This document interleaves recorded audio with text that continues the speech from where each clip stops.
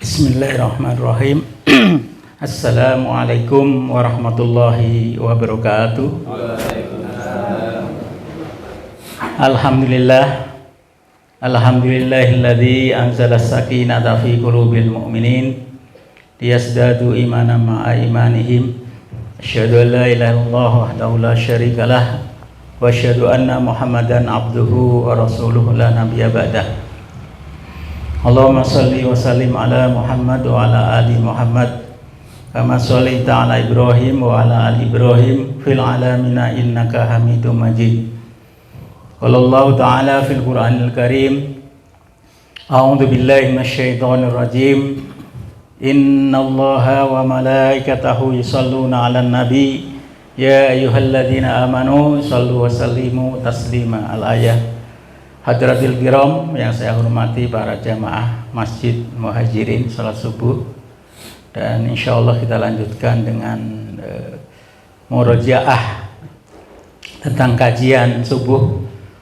Mudah-mudahan ini juga bagian dari muzalazamah kita, amalan kita insya Allah sampai akhir hayat kita, dan insya Allah ditulis oleh Allah sebagai orang-orang yang diridhoi oleh Allah. Karena ada 4 orang yang insya Allah selalu mendapatkan ridho Allah. Ad-dunya mul'anatun, dunia ini terlaknat kata Rasulullah, kecuali 4 hal ya, yaitu orang yang senantiasa zikir kepada Allah. Insya Allah kita niatkan zikir pagi ini. Yang kedua, orang yang senantiasa bertakwa kepada Allah Subhanahu wa Ta'ala. Yang ketiga, orang yang alim, orang yang terus belajar, wa muta'alim, dan orang yang menuntut ilmu. Inilah orang yang terbaik di muka bumi hakikatnya, dan akan menjadi sebuah perbekalan yang insya Allah akan kita jadikan alasan insya Allah sesuai dengan takdir dan iradah kita di akhirat kelak, yaitu surga Allah Subhanahu wa Ta'ala insya Allah. Jadi orang yang Allah takdirkan masuk surga, jalan-jalannya akan diberikan tahu untuk arah sana. Oleh karena itu, alhamdulillah pagi hari ini kita bersyukur kepada Allah bisa bermuwajahah para alim ulama, para tokoh masyarakat, para penggerak kebaikan insyaallah, dan mudah-mudahan ini kita diberikan istiqomah di jalan Allah Subhanahu wa Ta'ala. Kita berdoa, Allahumma nas'aluka ilman nafi'a wa rizqan halalan thayyiba wa amalan mutaqabbala. Amin. Jamaah rahimahullah, Bapak-bapak yang dimuliakan oleh Allah, mungkin di awal ini kata panitia, tolong Pak Rofi'i kenalkan kurikulum vitae ya, maka tak kenal maka tak sayang. Tak kenal maka ta'aruf katanya ya. Dengan insyaallah selama ini juga kita sudah sering silaturahmi Pak. Mudah-mudahan ini semakin memantapkan kita untuk saling bermuwajahah ya, saling thalabul ilmi insyaallah. Nanti kita akan ada diskusi ya pagi ini. Baik Bapak Ibu sekalian, Pak yang saya hormati, sebagai sebuah perkenalan mungkin saya tuliskan di sini. Sekali lagi niat kita perkuat di dalam rangka untuk yaitu mencari ridho dan mengisi waktu ini dengan penuh kemaslahatan. Punten ini Pak untuk membesarkannya. Langsung besar.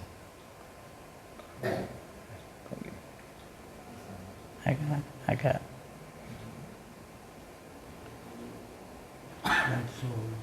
Nah. Ya. Ada sedikit ya, ini sebagai kurikulum vitae saya, tadi sudah dikenalkan oleh Pak Kisnanto, mudah-mudahan kita bisa istiqomah ya. Nama saya Ahmad Rofi'i, tanggal lahir Pati, udah berapa, 54 tahun yang lalu ya, artinya sudah lolita. Di usia manusia itu istilahnya ada balita di bawah 50 tahun, lolita melampaui 50 tahun, dan usia kita paling rata-rata kan 60 sampai 70 tahun ya rata-rata, sehingga istilahnya udah condong condong ke barat. Dan kalau kita masih mengejar yang tidak pasti, ngapain gitu. Jadi ini harus kita introspeksi untuk kita semua. Dan alhamdulillah ini rata-rata yang hadir juga sama ya rata-rata, yaitu balita di bawah 50 tahun dan lolita melampaui 50 tahun, sama insya Allah. Sedikit bercanda ya. Berkeluarga, alhamdulillah dikaruniai 4 putra ya, alhamdulillah ya, sudah menantu ya kemarin, alhamdulillah. Pendidikan saya SD SMP di Pati, kemudian di Ponpes Al-Hamidiyah ya, di Pondok Pesantren Hamidiyah di Lasem Rembang, Gus Baha itu. Di situ banyak ada Gus Baha, Gus Yakul ya, itu ketua PBNU, itu saya kenal karena ya tidak jauh usianya lah itu. Kemudian saya di pendidikan guru agama waktu itu, ngelanjutin di S1 pendidikan agama Islam di Imam Syafi'i Jakarta. Kemudian terus belajar manajemen di Sekolah Tinggi Ilmu Ekonomi Pasundan Bandung. Itu pendidikan, dan insya Allah itu yang non formalnya. Yang non formal mungkin bapak-bapak kita terus belajar dan niatkan belajar ini bukan karena hanya non formal sebenarnya. Justru non formal inilah sampai kita menghadap Allah, insya Allah tercatat sebagai tholabul ilmi. Aktivitas ya tadi sampaikan, ikutlah bersama-sama mendirikan pondok pesantren di Baitul Ansor di Berem, Kebun Kopi. SMP, SMA insya Allah bersama Pak Isnanto pengajarnya.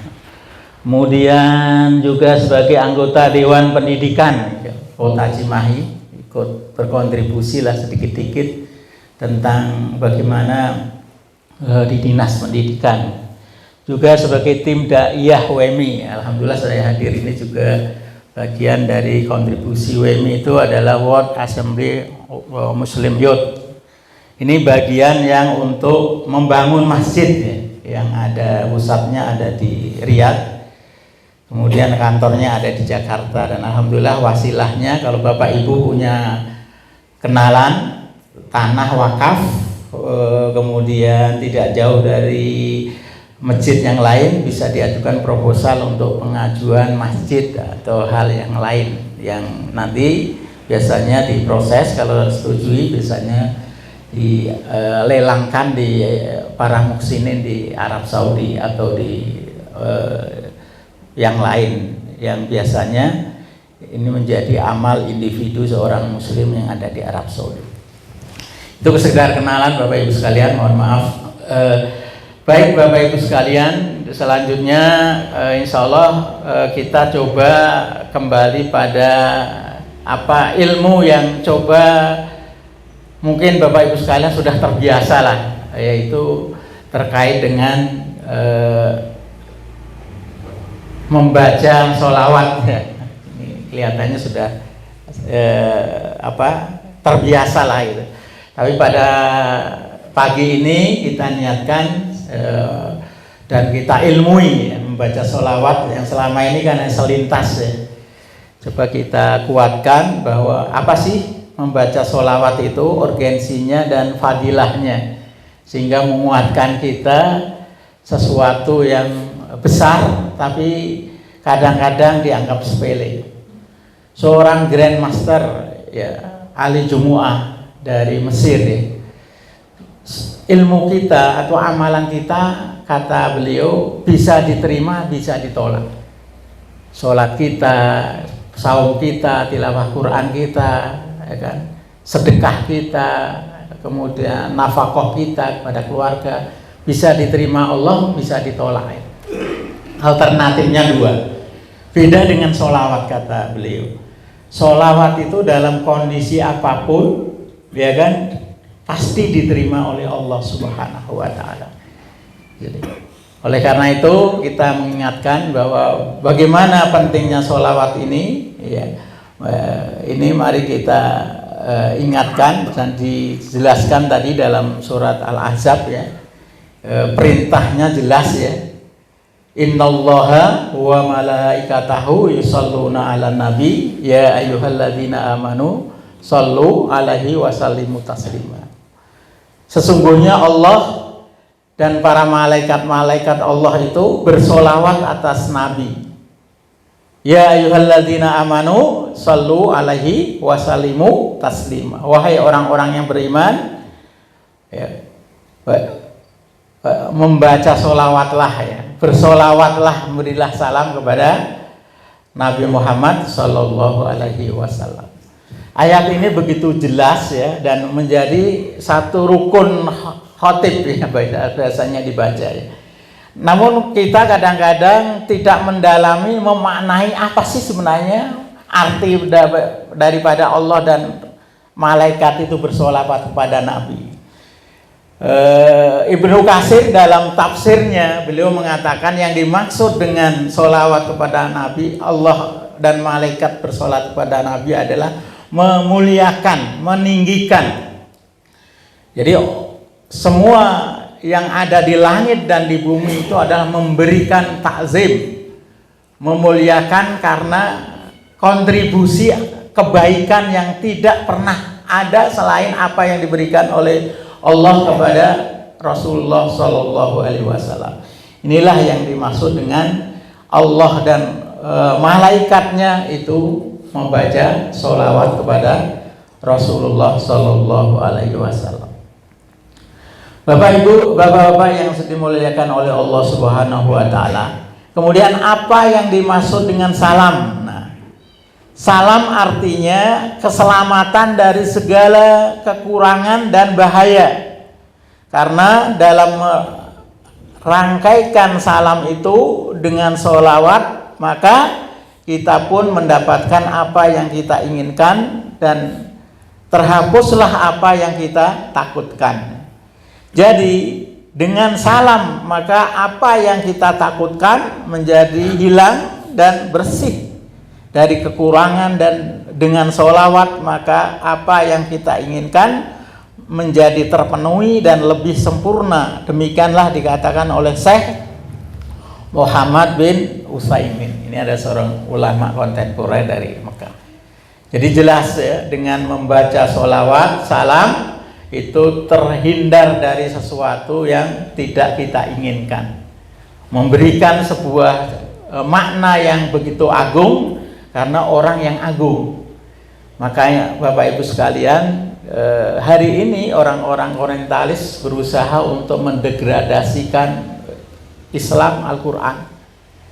Kenapa? Karena umat Islam hari ini di dunia tidak punya power, sehingga seolah-olah frame mereka, menghinakan mereka, seolah-olah dianggap sesuatu kebenaran. Jadi di dunia ini jangan dianggap tidak ada pertarungan, Bapak Ibu. Jadi pertarungan hakikatnya adalah bagaimana mereka mendegradasikan akhlak Rasulullah Sallallahu Alaihi Wasallam. Dalam kekuatan Islam, kekuasaan Islam, mereka seharusnya sudah mendapatkan hukuman mati. Ya kan? Hari ini umat Islam karena tidak ada kepemimpinan menyelamatkan diri masing-masing. Oleh karena itu inilah Bapak Ibu Bapak sekalian, kita pentingnya terus membaca sholawat. Walaupun kita bukan jamaah sholawat, ya. Jadi kita harus meletakkan sesuatu dengan proporsional dan manajemen yang terbaik, ya, bahwa Islam ini adalah sumuliyah. Walaupun kita nggak boleh menyalahkan, oh dia jamaah sholawat, jamaah zikir, itu ada bagian saja, dan kita tidak boleh mengurangi dan merasa hormat itu. Kalau kita bisa ikuti silahkan diikuti, kalau tidak pun kita tidak boleh mengurangi keyakinan dan amalan mereka. Itu Bapak Ibu sekalian, kenapa coba saya sampaikan hal ini? Karena di dalam bulan ini kan bulan Sya'ban. Rasulullah SAW bersabda, Syahrul Rajab syahrullah. bahwa bulan Rajab ini adalah bulannya Allah. Insya Allah sudah kita lalui. Wa syahru Sya'ban syahruri, ya, artinya bulan Sya'ban ini adalah bulanku, kata Allah. Wa syahru Ramadan ummati, syahru ummati, sedangkan bulan Ramadan itu adalah bulan umatku. Komunitas dan daur ini bagi seorang muslim yang beriman dan memiliki sebuah target sesungguhnya sangat indah gitu. Karena ketika bulan Rajab orang begitu sibuk dengan mengingat zikir kepada Allah karena bulan yang dimuliakan, bulan yang mulia. Tapi kadang-kadang lupa bulan Sya'ban karena sibuknya kita lalai. Tapi Islam memberikan setiap waktu, setiap kesempatan itu adalah sebuah timing yang berharga. Nggak ada yang nggak berharga. Kenapa? Karena bekal kita untuk akhirat. Yang di akhirat itu selamanya gitu. Sehingga tidak ada waktu jeda di dalam kebaikan ini kalau diilmui. Oleh karena itu Bapak Ibu sekalian, di dalam bulan Sya'ban ini insya Allah sebentar kurang lebih 2 pekan kurang ya, kita akan masuk di bulan Ramadan ini. Apa yang dilakukan oleh Rasulullah di dalam bulan Sya'ban ini? Yaitu kata Sayyidina Aisyah, tidak ada yang lebih banyak berpuasa Rasulullah selain bulan Ramadan, yaitu di bulan Sya'ban. Yaitu banyak mempersiapkan pelatihan sehingga tidak kaget nanti masuk bulan Ramadan tiba-tiba puasa langsung lemes, tidak. Tapi sudah terbiasa karena ada persiapan. Oleh karena itu Rasulullah mengatakan di dalam bulan Rajab ini adalah bulan menanam, bulan Sya'ban ini menyirami, memupuk, dan bulan Ramadan insya Allah kita memanen. Bagaimana kita akan bisa produktivitas dalam memanen kalau kita tidak memiliki sebuah perencanaan yang terbaik? Bapak Ibu sekalian rahimahullah, kembali pada pemahaman sholawatnya. Sedangkan kapan waktu-waktu yang disunahkan untuk dianjurkan membaca sholawat? Nah, ini kita kembali ingatkan. Yang pertama, sebelum berdoa. Jadi kita ada etika membaca sholawat ketika sebelum berdoa, membaca sholawat pujian Alhamdulillahirabbil alamin, hamdan katsira dan seterusnya. Atau membaca Asmaul Husna, la ilaha illallahu halimul azim, la ilaha illallahu rabbus samawati wal ard, dan seterusnya. Setelah itu baca sholawat Allahumma sholli ala Muhammad. Itu yang paling pendek. Kemudian boleh kita tambahkan Allahumma sholli ala Sayyidina Muhammad wa ala ali Muhammad. Kalau di dalam sholat cukup Allahumma sholli ala Muhammad wa ala ali Muhammad, ya, kama sholaita ala Ibrahim wa ala ali Ibrahim. Para ulama berbeda pendapat tentang membaca sholawat di tasahud akhir. Imam Syafi'i itu mewajibkan, wajib baca sholawat. Sedangkan imam yang lain, Imam Syafi'i Hanafi itu wajib, imam yang lain itu sunnah. Artinya apa? Sebuah prioritas. Ya, jadi at-tahiyatul mubarakatus sholawatut thayyibatulillah. Assalamu alayka ayyuhan nabiyyu wa rahmatullahi wa barakatuh. Ya. Allahumma sholli ala Muhammad wa ala ali Muhammad kama sholaita ala Ibrahim wa ala Ibrahim. Ini menurut mazhab Imam Syafi'i hukumnya adalah wajib. Kalau tidak dibaca maka sholatnya tidak sah. Itu yang pertama Bapak Ibu sekalian. Insya Allah ini sudah sering kita jalankan. Yang kedua, ketika menyebut, mendengar dan menulis nama beliau. Jadi ketika kita mendengar nama Nabi Muhammad, kita sebut Sallallahu alaihi wasallam, baik tulisan, pendengaran maupun menyebut. Ini waktu yang membaca sholawat. Yang ketiga, memperbanyak sholawat untuknya pada hari Jumat. Nah, hari Jumat kita banyak membaca sholat pagi, malam, petang. Selain juga membaca surat Al-Kahfi, biasa itu sunnah. Bagaimana dengan surat yang lain? Silahkan, nggak dilarang. Mau surat Yasin, surat Al-Baqarah, ya banyak zikir kepada Allah ya. Kemudian yang keempat, ketika memulai menulis surat ya, setelah membaca basmalah. Dan ini dimulai pada kekhalifahan ya umat Islam untuk menguatkan daripada tersebarnya syiar Islam, etika, ya, moralitas sebagai seorang Muslim. Jadi ini juga Bapak Ibu sekalian dibiasakan dan ini periode awal di dalam kekhalifahan umat Islam waktu itu dengan dimulai dengan kalau Nabi Sulaiman membaca surat ya, menulis surat dengan membaca bismillah. Kalau kita umat Islam membaca basmalah, hamdalah dan sholawat, setelah itu baru intinya sebagai sebuah kemaksuran dan kehormatan. Etika di dalam membaca surat atau membaca sholawat Nabi. Ini dimulai pada pemerintahan Bani Hasyim, Daulah Abbasiyah yang kita kenal dalam kemajuan umat Islam, kejayaan umat Islam pada masa Daulah Al-Abbasiyah.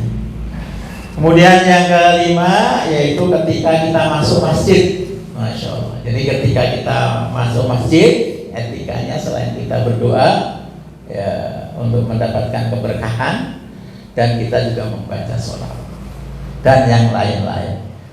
Itu waktu-waktu membaca sholawat. Bagaimana keutamaan sholawat dan salam untuk Nabi Shallallahu Alaihi Wasallam? Ini diriwayatkan, nanti hadis-hadisnya saya tulis di belakang.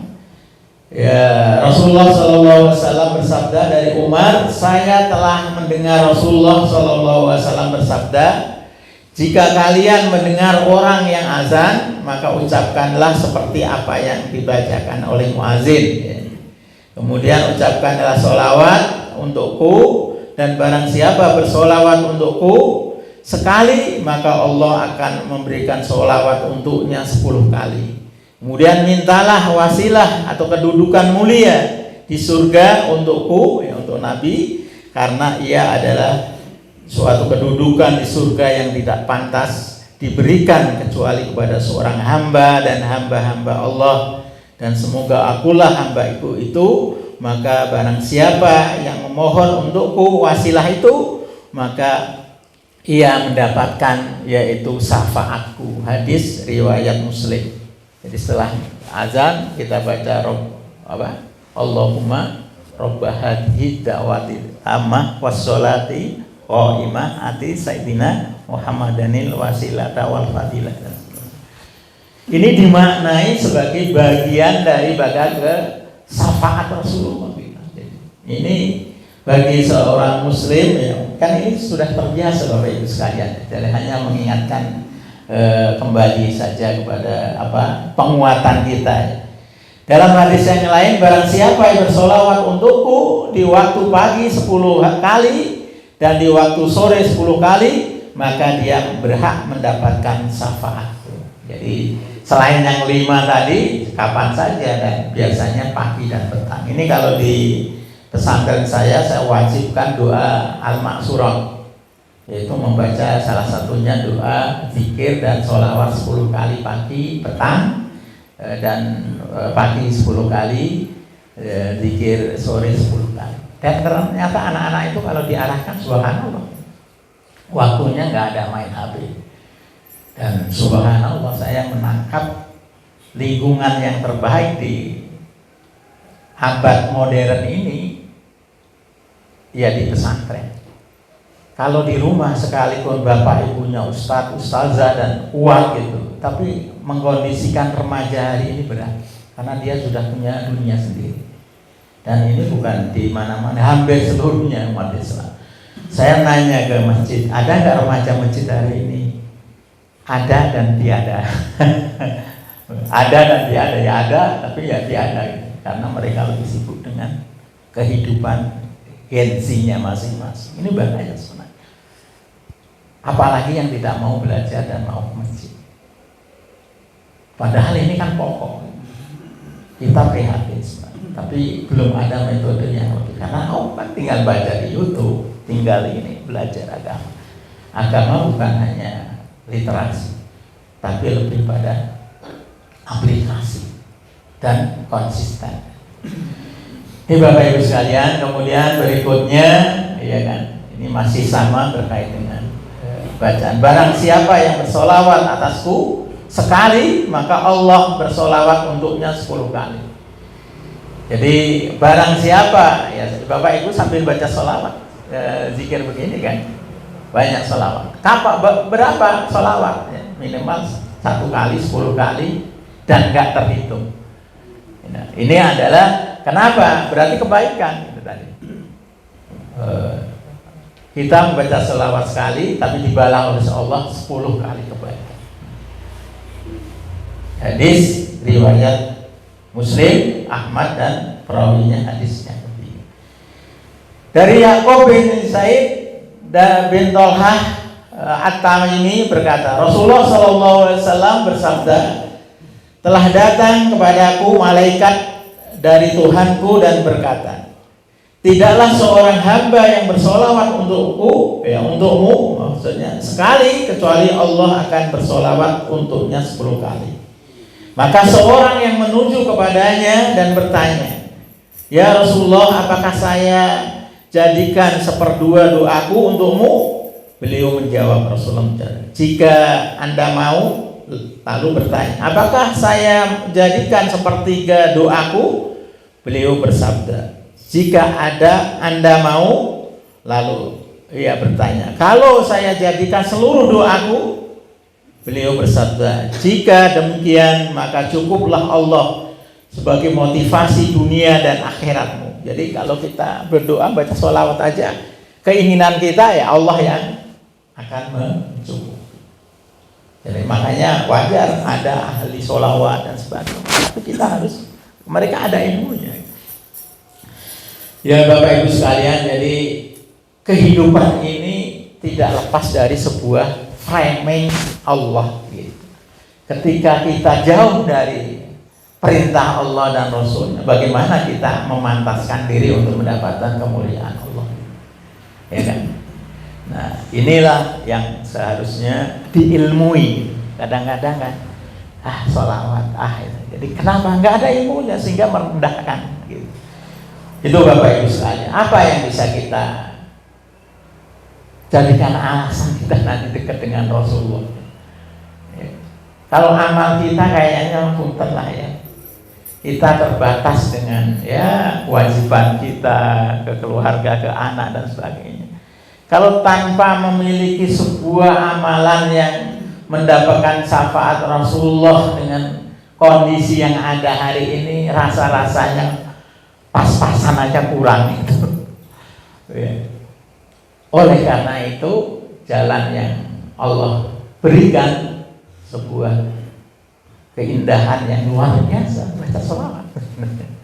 Dengan baca sholawat ini sesuatu multi level pahala dan mendapatkan sebuah derajat yang mulia. Kalau Bapak Ibu melempar bola ke dinding, kira-kira bola itu akan mantul ke kita, Bapak Ibu. Mantulnya sekali mantulnya 10 kali. Itulah kebaikan. Kebaikan itu mungkin diberikan di dunia, di alam kubur, di alam mahsyar maupun di surga Allah Subhanahu wa taala. Dan ini kan rata-rata orang yang hari ini kan melihatnya hanya pragmatis kan. Kalau Anda beri, ya saya beli gitu. Jadi itu. Kalau amal akhirat itu tidak demikian. Karena konsekuensi dari keimanan kita dan takdir kita kepada Rasulullah Sallallahu Alaihi Wasallam membawa sebuah risalah besar untuk kebaikan umatnya, sehingga beliau mendapatkan kemuliaan karena kontribusinya. Makanya kontribusi terbaik di dalam wasilah itu adalah bermanfaat. Khairun nas anfa'uhum linnas. Sebaik-baik manusia ada orang yang terbaik yang bermanfaat sesama manusia. Berkontribusi ini bukan karena imbal balik seperti punten zaman sekarang. Kalau saya kerja kamu gaji berapa gitu. Seorang muslim melampaui itu. Gaji itu instrumen salah satunya saja. Tapi instrumen lain yang kita jalankan ini jauh lebih besar, ibadah kepada Allah. Bukan sholat, zakat dan ini saja. Tapi segala hal kalau kita niati dengan amal insya Allah itu juga bagian dari kontribusi manfaat. Ajabun kata Rasulullah, umat Islam itu umat yang ajabun atau apa ya, takjub lah ya, umat Islam luar biasa kan. Dalam segala positioningnya Masya Allah gitu.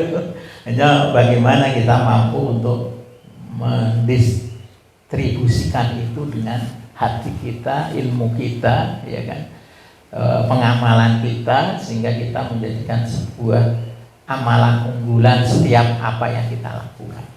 Bukan amal biasa akhirnya. Kenapa? Karena motivasi niatnya besar. Bapak itu menyiapkan persiapan ini. Allah yang mencatat dan punya nilai tersendiri. Jangan dikira tidak. Bapak Ibu mengadakan kegiatan semacam ini kelihatannya kok sedikit, bukan sedikit ya. Kontinuitas untuk memakmurkan masjid Allah dan pemahaman Islam itulah yang besar, yang bernilai. Allah sendiri yang menilai kebaikan-kebaikan dan keberkahan yang kita lakukan. Dan ini kan butuh ilmu, tidak mudah. Beda dengan ketika bersama Rasulullah, ya kan? Nah, ini hidayah Allah yang luar biasa. Itu Bapak Ibu sekalian, celaan bagi yang tidak bersolawat untuk Nabi. Tadi awal saya singgung tadi. Hari ini orang mencela Rasulullah, sahabat Rasulullah. Itu luar biasa itu sebenarnya. Ya kan? Itu sebenarnya adalah framing untuk mendiskreditkan dan menjauhkan Islam, kebenaran. Tadi saya di awal, di dunia ini jangan polos-polos saja kita. Ada sirok bainal haq wal batil. Itu ada pertarungan antara hak dan batil. Ini sepanjang zaman tidak selesai. Ya kan? Keperpihakan kita minimal kemana gitu. Ini penting dalam sikap kita karena ini akidah Bapak Ibu sekalian. Di dunia medsos ini kita mudah terbawa oleh sebuah kondisi di mana seolah-olah framing kejahatan itu adalah satu kebenaran. Kemudian framing kebenaran itu oleh kejahatan. Seolah-olah sudah begitu. Disinilah kalau tanpa punya ilmu kita kadang-kadang bingung, ya kan? Ya, bingung kita kemana gitu. Kondisi begini, ini begini, kok pengikutnya banyak, ini begini kok nggak ada pengikutnya, kok susah ini. Kita ibadah kok kayaknya kok nggak ada yang mengakui, kita ibadah kok miskin. Kok ukurannya kan hal-hal yang pragmatis, padahal tidak tentu. Kemiskinan bukan aib, ya kan? Tapi orang pasti akan sangat tidak senang pada itu. Jangan dikira kekayaan dan kebenaran itu kemuliaan, belum tentu. Jadi kita seorang muslim dan seandainya diberikan kekayaan, kemuliaan itu fadlun min Allah, karunia dia Allah kalau jalannya benar gitu. Toh hisabnya juga bersama. Jadi proporsional dalam menyikapi inilah kita hidup itu enjoy seorang muslim, berjalan aja, tidak terlalu lihat kanan kiri, fokus pada amalan yang bisa kita lakukan, kontribusi apa yang bisa kita lakukan. Inilah yang menyebabkan kita menjadi terus berjalan. Ya, sambil dibaca, celakalah seorang yang jika disebut namaku maka dia tidak membaca sholawatku. Dan ini sudah terbiasa. Dari Ali bin Abi Thalib, Rasulullah SAW bersabda, orang yang paling bakhil adalah orang yang jika namaku disebut dia tidak bersolawat untukku. Hadis riwayat An-Nasai. Demikian juga dari Abbas, barang siapa yang lupa mengucapkan solawat untukku, maka ia tidak menyalahi jalan surga. Jadi kalau lupa itu nggak ada hukum Bapak Ibu. Tapi kalau dengar nama Rasulullah disebut, dia tidak, itu orang yang paling bakhil. Jadi bakhil bukan pengertian dari sisi materi saja, tapi konsekuensi daripada iman pada Allah, iman pada Rasulullah, dan iman pada kitab-kitab Allah Subhanahu wa ta'ala. Faidah dan buah sholawat untuk Nabi Shallallahu Alaihi Wasallam. Menurut Ibnu Qayyim menyebutkan ada 39 manfaat sholawat untuk Nabi Shallallahu Alaihi Wasallam. Di sini saya tuliskan sebagian saja Bapak Ibu, supaya untuk memotivasi kita ya. Pertama, melaksanakan perintah Allah Subhanahu wa ta'ala. Jadi kalau kita baca sholawat itu perintahnya siapa? Nah ini perintah Allah Subhanahu wa ta'ala, pemilik, penguasa alam semesta ini. Kalau kita mendapatkan instruksi dari presiden atau atasan kita aja, tergopoh-gopoh gitu. Tapi ini bagaimana kalau instruksi ini dari Allah, penggenggam kehidupan dan pemilik kita? Ya, inilah yang harus kita prioritaskan kira-kira. Yang kedua, mendapatkan 10 sholawat dari Allah bagi yang membaca sholawat 1 kali. Masya Allah. Jadi kalau kita memberikan satu doa, ya kan, yang tidak ditolak oleh Allah, baik sholawat. Dan ini Allah memberikan 10 kali kebaikan. Kebaikan ini macam-macam, terserah Allah. Mungkin hatinya tenang, ya kan, membaca sholawat, rezekinya lancar, terhindar dari musibah, ya, dan sebagainya. Ya, itu bahagia. Jadi kita orang umat Islam itu harus bahagia. Bahagia itu tidak diukur dengan materi dan fasilitas, tapi lebih pada penguatan manajemen hati. Sehingga bahagia cermin dari seorang surga Allah Subhanahu. Kalau di dunia kita sudah menderita karena urusan duniawi, ya kita repot akhir, jadi nggak pernah tercapai. Toh nggak kita bawa, ya kita jalani sesuai dengan kapasitas dan kemampuan kita. Yang ketiga, ditulis baginya 10 kebaikan dengan dihapus darinya 10 kejahatan. Jadi orang mau akan berjahat pada kita baca sholawat, tiba-tiba tidak akan sampai pada kita. Allah lindungi orang yang akan berbuat kepada kita. Jadi 10 kebaikan minus 10 ya, kejahatan yang terlihat maupun yang tidak terlihat, kejahatan dari makhluknya maupun dari diri kita sendiri. Apakah diri kita itu ada kejahatan? Ada Bapak Ibu, jangan dikira kita punya hawa nafsu kita. Kejahatan makhluk, ada setan, dari makhluk-makhluk yang lain. Nah ini pada sholat, jadi benteng di. Makanya dalam doa Masurat itu ada kita baca Bismillahilladzi la yadurru syai'un fil ardi wala fis sama' wa huwas samiul alim. Kita baca 3 kali.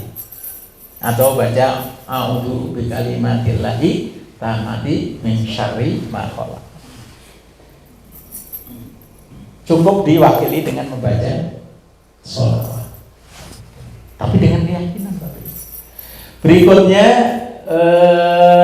kemungkinan dosanya doanya terkabul bila ia mendahului dengan sholawat, dan doa itu naik ke langit. Jadi kalau doa kita nggak pakai sholawat itu masih mahjubun, terhalang ya. Jadi masih menggantung di langit. Sama dengan puasa kita, kalau kita belum membaca melakukan zakat fitrah masih gantung sampai langit. Artinya apa? Sebuah fokus amalan yang sangat luar biasa. ya, mengantarkan amalan yang lain, sehingga doa-doa kita dibaca, dikabulkan oleh Allah Subhanahu wa Ta'ala. Penyebab yaitu mendapatkan syafaat nanti Rasulullah SAW bila diiringi dengan permintaan wasilah untuknya atau tanpa diiringi olehnya. Jadi syafaat itu salah satunya adalah orang yang banyak membaca sholawat. Nanti dalam sebuah hadis, orang yang banyak dekat dengan Rasulullah nanti di Telaga Kausar di hari kiamat itu adalah orang yang banyak membaca sholawat. Berikutnya penyebab mendapatkan pengampunan dosa. Ya, jadi dengan membaca sholawat Allah akan ampuni dosa kita. Kenapa kita membaca taklim begini ya, dalam majelis mulia kan taklim. Di akhirnya kita harus membaca kafaratul majelis ya kan? Kafaratul majelis itu artinya doa pengampunan majelis. Hafal doanya? Doa kafaratul subhanakallahumma wa bihamdika asyhadu an la ilaha illa anta astaghfiruka. Itu adalah doa kafaratul majelis.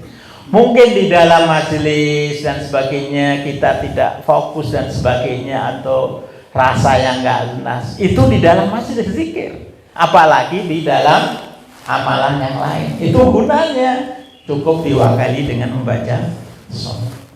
Luar biasa nilai-nilai di dalam mendapatkan kebaikan ini. Dicukupi oleh Allah apa yang diinginkan. Nah, wajar mereka ada yang disebut dengan jamaah sholawat, karena dia Allah berikan kemuliaan dan fadilah yang mulia. Ya. Kemudian mendekatkan hamba dengan Nabi Shallallahu Alaihi Wasallam pada hari kiamat tadi saya jelaskan, menyebabkan Allah dan malaikatnya bersolawat untuk orang yang membaca solawat.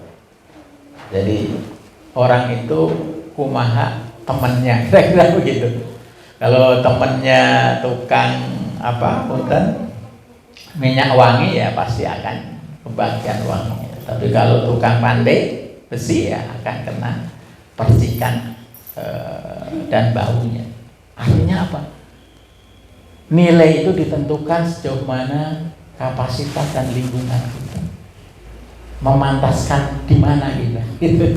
Kalau kita memantaskannya itu ya itulah tidak jauh. Makanya hati-hati dengan teman. Karena teman akan punya pengaruh besar terhadap dunianya dan akhiratnya, terutama akhirat. Maka pergaulan sangat mempengaruhi di dalam target kehidupan dunia akhiratnya. Hari ini hati-hati dengan teman. Dengan teman akan bisa mengajak dia ke dalam surga atau mengajak ke dalam neraka. Itu teman-teman.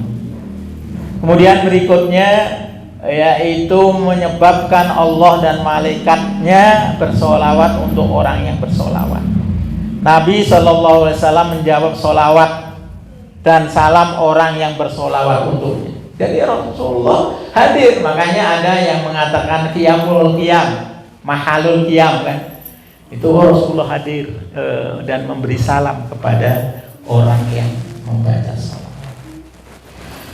Kemudian mengharumkan majelis dan ia akan kembali kepada keluarganya dalam keadaan mesal pada hari kiamat. Itu orang yang membaca sholawat, menghilangkan kefakiran. Nah, jadi kalau Bapak Ibu dijauhkan fakir itu artinya kebutuhan tidak tercukupi dan tidak punya pekerjaan. Itu fakir, miskin. Kalau miskin itu punya pekerjaan tapi tidak mencukupi kebutuhannya. Dan kalau fakir dua-duanya, jadi atas itu pemahaman fikihnya.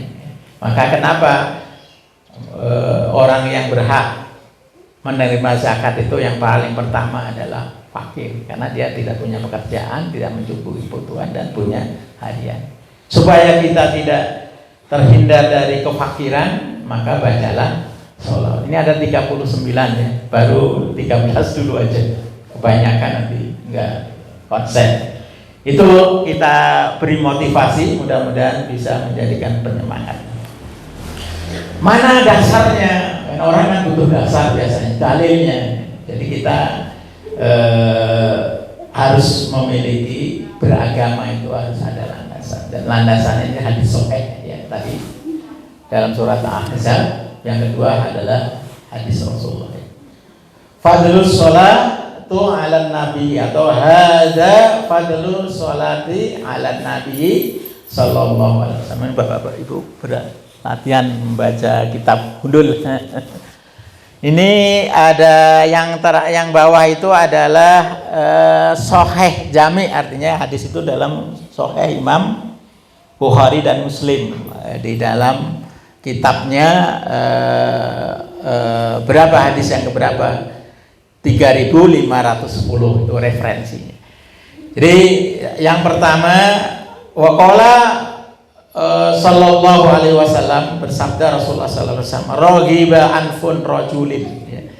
Sungguh rugi, sungguh celaka orang laki-laki dzukirat indahu wasallim yusalli alaihi, orang yang dibacakan ya, orang yang mendengar sholawat atasku ya kan, falam yusalli alaihi, dia tidak mau membaca sholawat, maka itu celaka. Jadi ini hadis qudsi Bapak Ibu, Bapak sekalian, hadis qudsi, hadis yang dibawa oleh Jibril dan Rasulullah mengaminkan. Ada 3 hal. Suatu ketika Jibril datang, tiba-tiba Rasulullah mengaminkan 3 kali.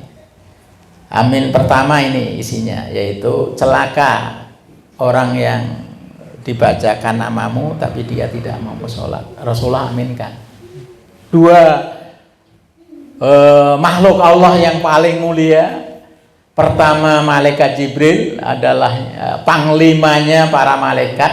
Yang kedua Rasulullah, manusia agung yang mulia, aminkan. Kira-kira doa itu, sholawat itu menjadi lebih mantap.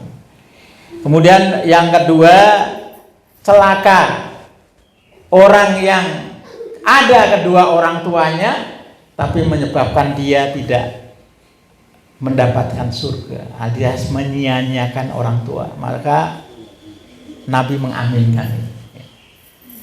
Ya, artinya apa? Birrul walidain ini menjadi penting, bahkan langsung dibalas Bapak Ibu. Jadi amalan yang langsung dibalas langsung di dunia itu, berbuat baik kepada ibu bapak itu langsung dibalas di dunia, langsung di dunia, dan apalagi di akhirat. Ini doa dari malaikat Jibril dan Rasulullah ini. Ya, celaka orang yang di hadapannya masih ada orang tua tapi tidak menyebabkan dia masuk surga karena nggak berbakti. Kemudian yang ketiga kata Jibril, celaka orang yang masuk di dalam bulan Ramadan tapi dia tidak diampuni dosanya, artinya amalnya tidak diterima di dalam bulan Ramadan, itu celaka. Ini penjelasan Rasulullah pada sahabat. Sahabat penasaran, kenapa engkau mengucapkan amin 3 kali ya Rasulullah? Sahabat orang yang kritis dan kalau kebaikan itu ingin tahu dia gitu. Dan di sini ada tanya jawab saja. Insyaallah. Ada Rasulullah jelaskan itu, dan itu diamalkan. Beda kalau orang sekarang pengetahuan ya pengetahuan semakin jauh. Itu yang pertama Bapak Ibu. Yang tadi saya jelaskan dalilnya bahil ya.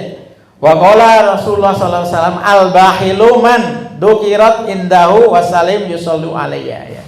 Ini dasarnya. Ya.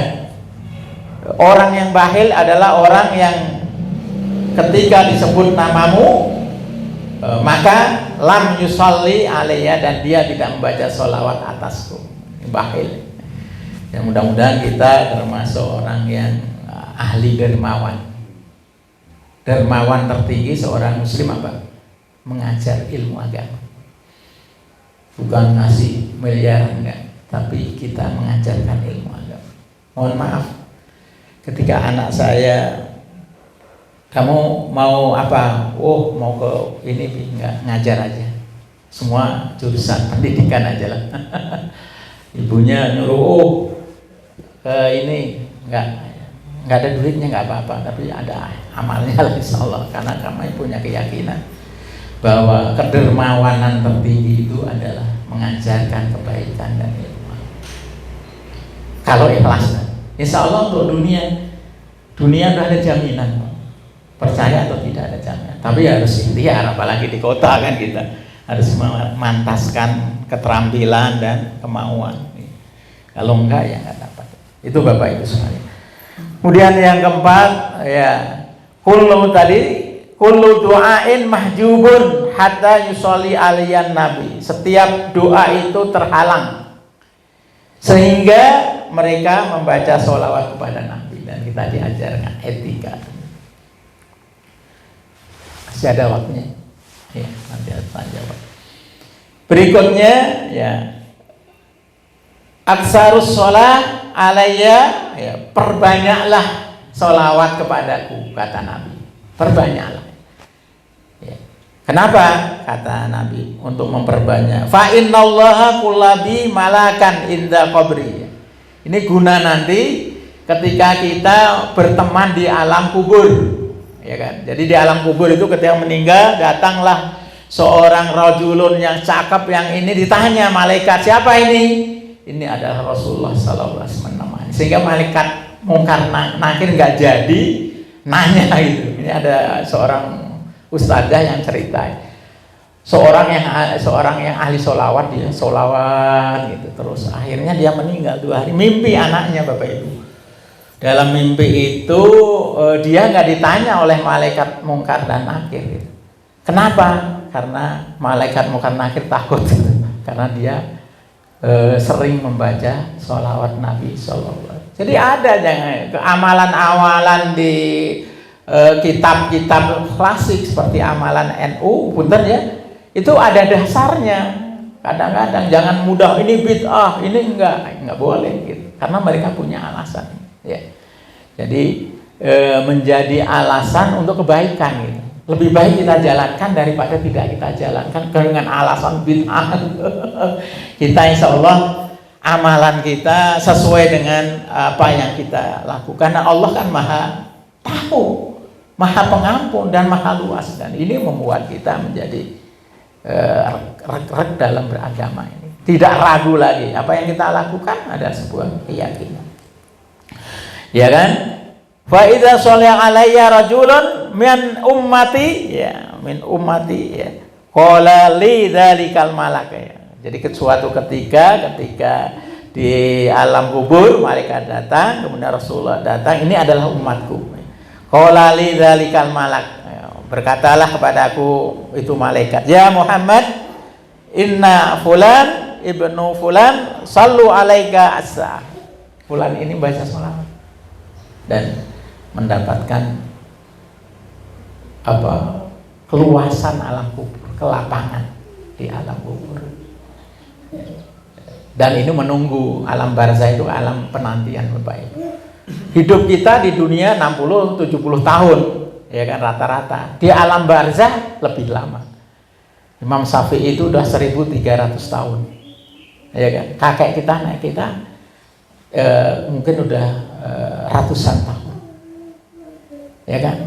Itu alam belum masih alam barzah, penantian sampai nanti di hari kiamat. Kebangkitan kiamat berapa tahun? 50.000 tahun. Belum sampai pada mizan telaga Kausar, sampai nanti di dalam surga atau neraka. Perjalanan kita masih jauh Bapak Ibu, dan amalan di dunia inilah sebagai alasan untuk mendapatkan kehidupan, kenikmatan, beja, sangsara dan seterusnya. Dan salah satu alasan dia baca sholawat. Ya. Kemudian yang ketujuh, inna aulan nas bi, ya. Sungguhnya orang yang pertama manusia bersamaku yaumal kiamati, pada hari kiamat, aksarohum alayya as-sholatan, yaitu orang yang banyak membaca sholawat kepadaku. Jadi orang yang dekat aula itu dengan Rasulullah pada hari kiamat karena dia banyak membaca sholawat. Itu Bapak Ibu sekalian ya yang bisa saya sampaikan. Mungkin ada tanya jawab atau hal-hal lain ya, maka prinsipnya kita insya Allah silaturahmi saja ya. Mudah-mudahan dengan kita silaturahmi itikaf di masjid ya, insya Allah kita nunggu suruh sholat suruh itu sama dengan sudah melakukan sholat duha. Dan pahalanya bagaimana? Pahala haji dan umrah, masya Allah. Itu barangkali Bapak Ibu sekalian yang bisa saya sampaikan, kurang lebihnya mohon maaf ya. Mungkin ada tanya jawab diskusi. Ini sudah masuk suruh kayaknya Pak ya. Oh, 1 menit lagi. Aku qauli hadza astaghfirullah li wa lakum. Assalamualaikum warahmatullahi